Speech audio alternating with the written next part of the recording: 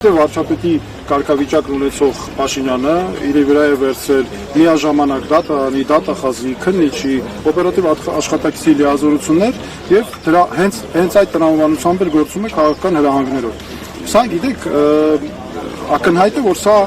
ես մի քանի անգամ շեշտել եմ, որ եկեղեցու նկատմամբ նրա գործունեությունը այլևս քրիստոնեության պաշտպանության հարց է եւ ինքը անընդհատ իրեն դիրքավորում է որպես հայոց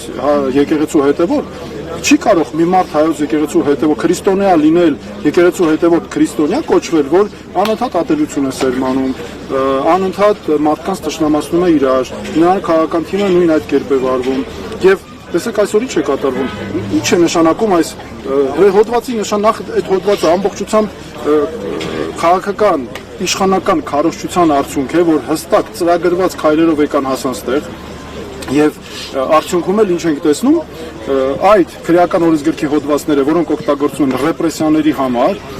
դեռ դուք տեսեք ինչ քայլերով են անում, եկեղեցիները փակել են, խուզարկում են, այնտեղ մեր սրբավայրերն են, մենք ստի գնում ենք եկեղեցի, ձեր չենք ուզում տան խորանին, որովհետեւ դրանք սրբավայրեր են մեզ համար։ Կամ մարդկանց տները ինչպես է, ինչ այդ հոդվածի նշանակությունը որտեղ է, որ պետքա մարդկանց տներ գնան խուզարկեն, այսքան մարդ ձերբակալել, կանոնավորել, քրեական դատավարության մեջ սրանք չլսված բաներ են, հասկանում եք, եւ նա սրանով, ես ունեմ նաեւ ասել հատուկ իրավապահ մարմիններին, նա սրանով հեղինակազրկում է հանրության աչքի առաջ իրավապահ մարմիններին, հեղինակազրկում է եւ ամբողջությամբ ավերում է մեր արժեքները։ Սա միայն պետք է այս տեսանկյունից դիտել, սրան ուրիշ հիմքեր, ուրիշ անուն պետք չէ տալ։